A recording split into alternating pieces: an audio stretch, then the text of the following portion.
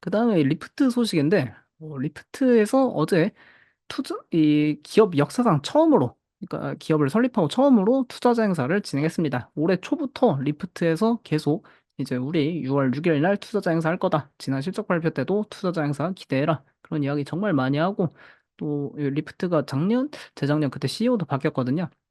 그래서 뭔가 기업 쇄신을 계속 노리고 있는데 그래서 기업 쇄신 전략으로 이제 장기 성장 목표도 이렇게 제시하는 투자자 행사를 진행했습니다.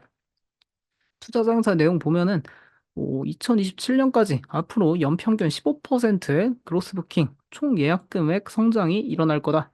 그러니까 성장이 뭐 조금 둔화될 수 있다 그런 이야기도 계속 있었는데 아직 이 라이드헤일링 시장은 승차 공유 시장은 계속 성장이 고성장세 이어갈 수 있는 산업이다 이런 걸 강조했고 그다음 뭐 마진도 리프트가 원래 거의 작년 재작년까지는 돈도 못 버는 기업이었습니다. 근데 이제 에비타 마진 현재 2% 초반인데 이거를 향후 3년 내에 4%까지 확대할 수 있다 이야기하니까 이게 현재 시장 예상치는 2027년에 3.4% 마진 달성하는 거였다고 합니다. 이제 4% 달성할 수 있다 하니까 뭐 좀 긍정적으로 보고 있는데 근데 그래도 우버한테는 많이 밀립니다. 우버가 워낙 규모의 경제를 실현하고 있다 보니까 우버 에비타 마진이 7.9%로 거의 리프트의 3배 가까운 수준이죠. 우버도 가만히 있는 게 아니라 계속 같이 성장할 거니까 좀 이 두 기업 간의 경쟁 구도를 지켜볼 필요 있겠습니다. 그리고 이제 리프트에서 결국 수익을 이렇게 마진을 어떻게 현재 에비타 마진 2%에서 4%로 끌어올릴 수 있냐 그런 전략 중에 이 승차 공유 수요 증가도 있지만 이게 결국 수익성 높은 광고 미디어 사업이 급성장할 거다 그런 전망을 했습니다. 결국 뭐 아마존이나 그 월마트 그런 데도 특히 월마트가 막 광고 사업 이런 그 미디어 기업도 막 인수하고 자꾸 그쪽으로 나가는 이유가 유통업은 마진이 낮지만 광고 비즈니스는 마진이 상당히 높지 않습니까? 그래서 리프트도 뭔가 이제 자꾸 경쟁 때문에 승차 공유는 돈을 잘 못 버는 것 같고 이런 그 리프트 서비스 안에서 광고로 돈을 벌 수 있는 길을 자꾸 찾는 모습인데 대표적으로 이제 리프트 광고하는 모델은 2022년에 도입된 이 리프트 태블릿입니다. 여기 그 뒷좌석에 승객이 앉으면은 태블릿 안에 이제 본인 가고 있는 내비게이션도 나오고 조만한 광고들 막 나오는 거 이런 거 보면서 그 라이더는 이거 광고 태블릿 달아 놓으면은 또 뭐 수익 추가로 받을 수 있고 리프트도 어쨌든 광고 돈 받으니까 둘 다 서로 좋고 그런 내용이고 그리고 어플 안에도 뭐 이런 비디오 광고 이런 거 위주로 출시하고 또 뭐 국내 카카오 택시도 그런 거 있지 않습니까? 뭐 빨리 승차 배정 받으려면은 뭐 1,000원, 2,000원 더 내고 그런 것처럼 그런 것도 리프트에서도 다 출시해서 그런 게 이런 광고 미디어 수익으로 들어간다 합니다. 그래서 올해 이게 5천만 달러 광고 수익 기록하고 있는데 광고 그 총 그로스 부킹 근데 이게 향후 3년간 8배 증가할 거다 그런 이야기 하고 있습니다. 그 다음에 리프트에서 또 이제 주가, 그동안에 주가가 이게 상장했을 때만 해도 90달러? 그랬던 것 같은데 이제 지금 10달러대죠? 한 15달러 하나요? 근데 리프트가 주가 관리를 정말 진짜 하나도 안 했는데 그래서 뭐 CEO도 잘리고 바뀌고 했고 그래서 이제 주가 관리를 조금 신경 쓰겠다 그런 의지를 표출했습니다. 이 리프트 결국에 이런 돈을 좀 못 버는 기업들이 그 약간 그 좀 직원들을 많이 데려오려면은 주식 기반 보상을 좀 많이 줘야 하는데 이것도 이제 좀 통제하겠다. 그러니까 주식 기반 보상을 너무 많이 줬다 보니까 그동안에 거의 주주 가치는 다 훼손시키고 주식은 아니, 나락이라 표현하기 그렇고 주가는 자꾸 이제 하락하고 상당히 안 좋은 모습 보여줬는데 이 올해 현재 거의 작년에 이 전체 주식수의 주식 기반 보상으로 인해 희석된 그 비율이 7.7%였습니다. 근데 올해 이거를 6% 미만으로 낮출 거고 또 내년에는 5% 미만 그리고 2027년까지 이 주식 가치 보상, 주식 기반 보상 그 희석률을 4% 이하 미만까지 낮출 거다 하면서 강한 비용 통제에 들어가겠다 이야기하고 있으니까 뭐 추후에 자사주 매입도 만약에 시작하게 된다면은 이런 거 결국 이 주식 기반 보상으로 인한 주주 가치 훼손은 조금 막아줄 수 있는 소식이 이렇게 생겼다. 그런 거 긍정적으로 볼 수 있겠습니다. 비용 관리 결국 계속한다. 이 소식이겠고요.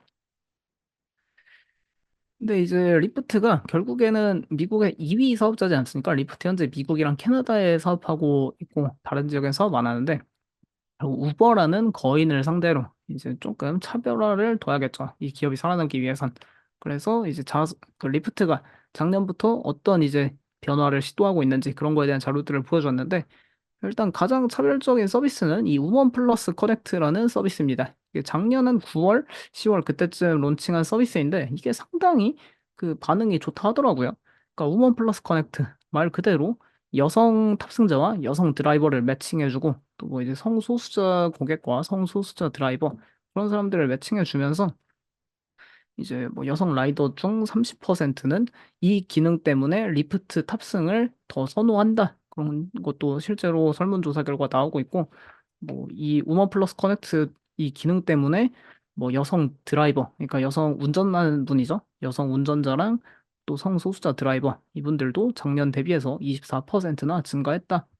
그러니까 결국 이런 플랫폼 경제는 그 이용자도 많아져야 되고 여기서 돈을 버는 그 기워커도 같이 증가해야 되는데 이 우먼 플러스 커넥트가 그런 역할을 잘 수행하고 있다. 그런 이야기 하고 있습니다. 그리고 또 차별화 서비스가 하나 있었는데 이거는 리프트에서 지난 실적 발표 때 그 테슬라 로보택시 상대로 만약에 출시되면 이거 어떻게 생각하냐, 차별화가 있냐 그런 거에 대한 질문으로 답했던 것 중 하나입니다. 리프트에 온타임 픽업 프로미스라는 기능이 있다는데 그러니까 공항 대표적으로 이제 공항입니다. 공항에는 항상 정시에 가야 되죠. 늦으면은 이제 공항에서 해외에도 그런가요? 국내는 막 전화 오고 그러는 것 같은데 예, 공항 이동 시 정시 픽업 약속 서비스입니다. 이 온타임 픽업 프로미스가. 근데 결국 뭐냐? 만약에 라이더가 그 차 막히거나 해서 뭐 늦게 도착하면은 고객한테 리프트 측에서 무조건 100달러어치의 크레딧을 지급합니다. 그러니까 이제 라이더는 이거 시간 안 늦으려면은 뭐 신호 위반을 하던 과속을 하던 그렇게 해서 공항에 제때 도착하는 게 뭐 우버와의 좀 차별점이고 나중에 로보택시 시대에도 로보택시는 신호를 다 지키느라 빨리 갈 수 없다. 근데 리프트는 이런 기능 때문에 더 빨리 갈 수 있다. 그런 이야기도 막 지난 분기에는 하고 그랬습니다. 그리고 리프트 여기 북미에서도 최근 뭐 조금 사업 잘 되고 있던데 캐나다에 진출하고 거의 작년부터 엄청 사업을 확장이 빠르게 되고 있다. 이런 이야기도 하고 있더라고요. 캐나다에서도 리프트 많이 달리는지 조금 궁금합니다. 그 다음에 이제 결국 최근에 여기 우버하고 리프트 뭐 좀 최근 분기에 실적이 우버가 조금 실적 미스하고 그랬던 영향도 있지만 우버하고 리프트 주가가 올해 한 초 들어서부터 주가가 좀 재미없어진 경향이 있지 않습니까? 한 올해 2월, 3월부터 그 가장 큰 이슈 중 하나가 이겁니다. 근데 주가 발목 잡고 있는 게 매사추세츠주에서 그러니까 항상 이 우버하고 리프트 이야기할 때는 항상 나오는 이야기가 그러니까 우리 드라이버들이 독립 계약자인지 아니면은 우버와 리프트의 직원인지 그거에 대한 논쟁으로 맨날 정부에서 이제 개입하고 뭐 직원으로 해라. 그리고 너네가 다 복지도 해주고 최저임금 보장해라. 그런 게 어쩌면은 우버하고 리프트 입장에선 엄청 악영향이죠. 왜냐면 이 드라이버들 다 떠안고 이제 직원으로 인정하면은 최저임금 줘야 되고 뭐 다 가입시켜줘야 되고 보험도 그러면 상당히 이 플랫폼 기업 입장에선 부담되는 건데, 근데 이 리프트에서 조사해 본 결과 리프트 드라이버의 91%는 독립계약자가 되는 것을 선호한답니다. 왜냐면은 이 우버하고 리프트 같은 경우를 이 전업으로, 그러니까 이 드라이버만 하는 사람들도 있지만 보통 그냥 이거 투잡으로 하는 사람이 훨씬 많다고 합니다. 다 리프트 드라이버는 본업이 훨씬 많다. 그러니까 독립계약자를 선호한다 이야기하고 있는데 결국 이게 올 여름에 매사추세츠주에서 판결 나올 것으로 예상된다 합니다. 만약에 여기서 뭐 독립계약자다. 그렇게 하면은 우버랑 리프트에 현재 존재하고 있는 좀 악재, 오버행 이슈가 해소될 수 있으니까 그런 거 긍정적으로 볼 수 있겠고요. 근데 이게 역사적으로 사례가 항상 우버 리프트가 다 이겼습니다. 항상 다 독립계약자다. 그게 이제 나왔는데 과연 이번에도 뭐좀 독립계약자 되긴 하겠죠. 이게 근로자로 인정해라. 그렇게 법원에서 이야기를 해도 그러니까 근로자로 인정하고 뭐 주휴수당도 주고 그 휴가도 보장하고 다 줘라 해도 그러면은 우버하고 리프트가 항상 하는 게 있습니다. 그러면 우리 너네 주에서 사업 안 한다라고 압박을 하니까 결국 깨갱하고 합의해서 뭐 으쌰으쌰 되니까 조금 여름에 어쨌든 매사추세츠 주 판결 이거에 조금 전환점이 될 수 있지 않을까 보면 좋겠고요. 그 다음에 우버랑 리프트 이 주가를 또 발목 잡는 이슈들이 하나 있었는데 예, 자동차 보험료가 가파르게 상승하죠. 프로그레시브 같은 주가 보면은 결국 답이 나오는 건데 약간 자동차 보험료가 상승하면 결국 우버 리프트 입장에서는 엄청나게 안 좋은 소식입니다. 그리고 여기 기업들이 다 드라이버들 자동차 보험 가입해주고 해야 되다 보니까 보험료 상승 때문에 조금 수익이 많이 안 좋은 경향이 있었는데, 근데 이 자동차 보험료도 지금은 계속 가파르게 인상되지만 약간 정부에서도 이거를 좀 브레이크 걸고 싶어서 뭔가 이것저것 추진을 하고 있다 하더라고요. 그래서 만약에 이제 추후에 CPI 데이터 나올 때마다 이 자동차 보험료도 좀 꾸준히 보면서 뭐 보험료가 더 가파르게 상승한다. 그러면 이제 자동차 보험 기업들을 뭐 긍정적으로 계속 볼 수도 있지만, 근데 만약에 이제 조금 자동차 보험료가 둔화된다. 상승 속도가. 그러면은 이런 우버나 리프트 이런 기업들도 조금 투자 심리 변화가 나타날 가능성이 있다. 그런 거 체크해 보시면 되겠습니다. 그래서 리프트 어제 투자자 행사 처음에 이제 시작할 때만 해도 그냥 보도 자료만 발표하고 하니까 뭐 주가 한 10% 넘게 상승하고 우버도 같이 상승하고 그랬었는데, 근데 이게 조금 이야기하면서 뭐 당장 올해 가이던스는 상향 조정하거나 그런 이야기도 따로 없었고, 또 뭐 보험료 이런 건 여전히 문제된다 그런 이야기도 아쉬운 이야기 있다 보니까 어제 주가 다 반납했는데, 오늘은 투자 의견들이 많이 업데이트되면서 3% 상승 중에 있습니다. 우버도 결국 리프트가 그렇게 성장한다는데 우버도 같이 성장하지 않겠습니까? 그래서 우버도 어제 좋은 모습 보여줬고, 리프트 투자 의견 영향으로 오늘 프리마켓 상승 중에 있는데, 리프트 오늘 투자 의견 보면은 루프 캐피탈에서 투자 의견 중립에서 매수 이렇게 상향 조정했습니다. 그리고 다른 IB들 대부분도 현재 리프트보다 투자 의견 비중 축소나 중립 그랬는데 매수로 업그레이드하는 데가 되게 많더라고요.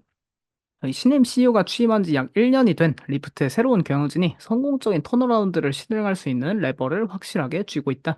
2027년까지 제시한 리프트의 목표는 특히 마진 측면에서 매우 달성 가능성이 높다. 2025년 추정치의 멀티플 15배를 쉽게 지지할 수 있다. 이야기하고 있습니다. 아무래도 주가가 너무 많이 이제 뭐 급락한 상태가 계속되다 보니까 이 PER 상당히 낮게 평가받고 있더라고요, 리프트. 그런 거 체크해 보시면 되겠습니다.